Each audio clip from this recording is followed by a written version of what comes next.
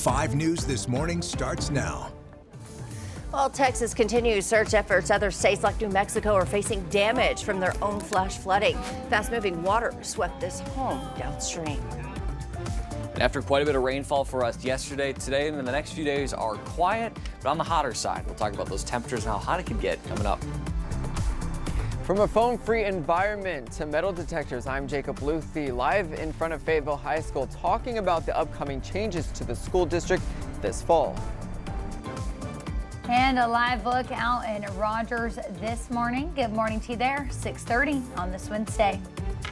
I believe that was Fort Smith there, but still like really foggy. Was it Rogers Avenue? Well, it was Rogers Avenue. That's where I messed up. Just a look there from the hospital. It kind of looks similar though, doesn't it? Yeah. Definitely. And I knew it was Roger something. Roger something. Super foggy this morning. Yes, all that rain from yesterday, and then eventually we had the skies clear tonight, and with all it kind of sitting there, no wind to mix it up, you just get a ton of fog at the surface, and it's pretty dense in some areas. Just be mindful as you're heading out the door. You can see that look in Poto. Can't really see a whole lot there. Ozark, especially along any bodies of water and low-lying areas, you're going to see quite a bit of fog.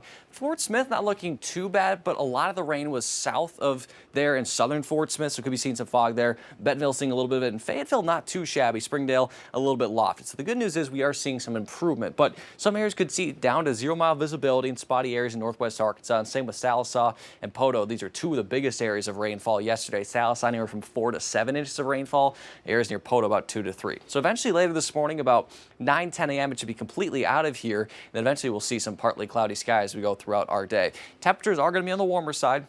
In the upper 80s, potentially low 90s for northwest Arkansas. Could see a brief shower or two for us this afternoon across northwest Arkansas and the River Valley. But for the most part, I think we're going to stay dry. It's going to be hot, a little bit soupy, and with that light wind, not much of relief from the breeze. But we'll talk more about those temperatures coming up in just a little bit. For now, we'll take a look at traffic. We're still seeing that crews are working along I-40 at exit 57 eastbound at Clarksville. There's an overturned semi there. You can see crews are still on the right lane there. A couple looks like cop cars behind them taking care of this. So this is the right lane eastbound I-40 at exit 57 in Clarksville. So if you're headed this area, be mindful of an accident in the right lane there, slowing down traffic a little bit.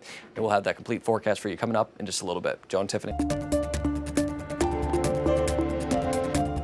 It's most important why we do this, which is to find closure to families and find their lost loved ones.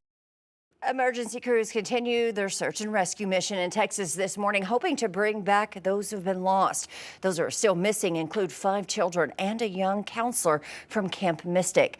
Meanwhile, the number of deaths from the July 4th weekend flooding is expected to rise, with officials now confirming 160 people unaccounted for. Yeah, at least 110 people died after extreme rainfall caused the rivers to rise to historic levels.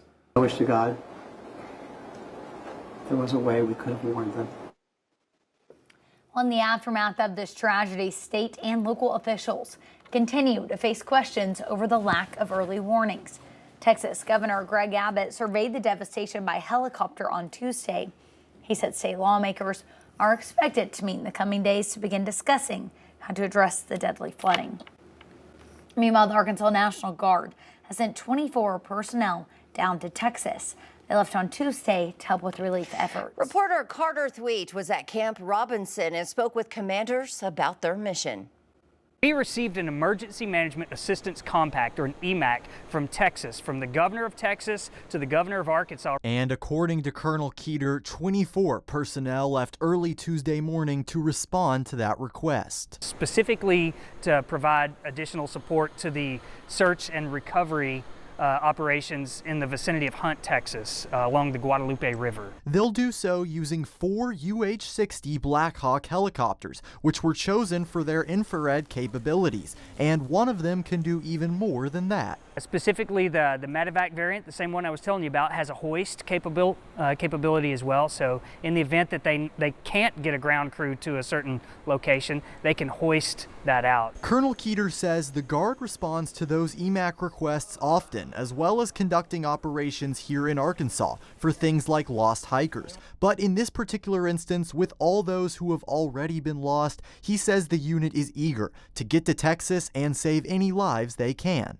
That's why we sign up for this specific component to do what we do.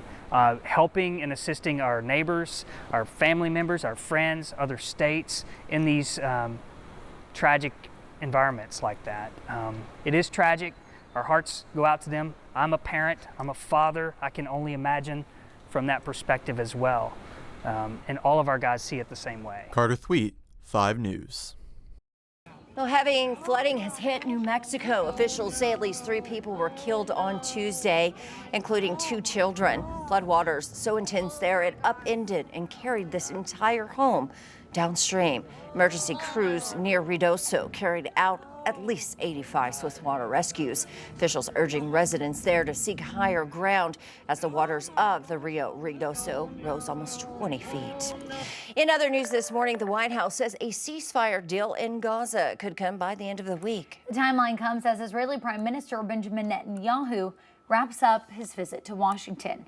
President Trump met with the Prime Minister this week to discuss the peace proposal. It includes a 60-day pause in the fighting, the release of hostages, and a withdrawal of Israeli troops from parts of Gaza. We have still to finish the job in Gaza, release all our hostages, eliminate and destroy Hamas's military and governance capabilities. Also on Tuesday, the president sat down with his cabinet and spoke again about an August 1st deadline for countries to reach a deal with the U.S. or face steep tariffs. In a social media post, the president said no extensions will be granted. And developing this morning, Fort Smith police are investigating a shooting that left 1 person injured. Police say that they responded to the incident last night around Johnson Street, and a victim was taken to the hospital with a non-life-threatening injury. Police say the investigation is ongoing, and we'll bring you any updates right here on 5 News. Well, we're learning more about the crash in Logan County that killed 2 sisters back on May 30th. 16-year-old Ian Phillips and his grandmother, 71-year-old Martha Phillips, are facing charges. And Mackenzie and Maddie Arthurs were killed on the Morrison Bluff Bridge. According to the prosecutor's office, the suspects were racing each other at the time of the crash. Prosecutors say Ian Phillips was driving 155 miles per hour when he rear-ended the Arthur sisters, pushing them into oncoming traffic. Martha Phillips was reportedly driving as fast as 120 miles per hour. Ian Phillips is charged with second-degree murder, and prosecutors say he did not have a license at the time of the crash. Martha Phillips is charged with manslaughter. Both suspects are due in court for their plea and arraignment on Friday. And new this morning, a summer break may still be underway, but Fayetteville school leaders are already gearing up for the fall. Yeah, 5 News reporter Jacob Luthi is joining us live with what changes are coming for students and teachers. Good morning, Jacob. Good morning, Tiffany. Good morning, Joe. Yeah, school administrators tell me that, look, students can't be their best academic selves if their basic needs aren't met first. And that's why for this upcoming fall, there's being a heavy emphasis is being placed on safety as well as mental well-being for students. Now that starts with phone-free cell phones, no cell phones in schools, as well as metal detectors. Now let's start with the no cell phones in schools. The district went phone-free last year for grades 7 through 12, but new this year and new this fall, students will have to lock their phones in designated pouches during the day. This comes as part of Arkansas's Bell-to-Bell No Cell Act, signed by Governor Sarah Huckabee Sanders, which bans phone use during school hours. Deputy Superintendent Dr. Julie Williams says violations will result in discipline and notes a significant drop in bullying and conflicts since this policy began. Also new this year, metal detectors will be installed at Ramey and Woodland Junior Highs, the alternate school, and the high school. Williams says they're similar to those used at ballparks, designed to maintain traffic flow while identifying potential weapons. Staff will be trained on how to use those detectors. She adds that all these changes reflect a student-focused approach to safety and success.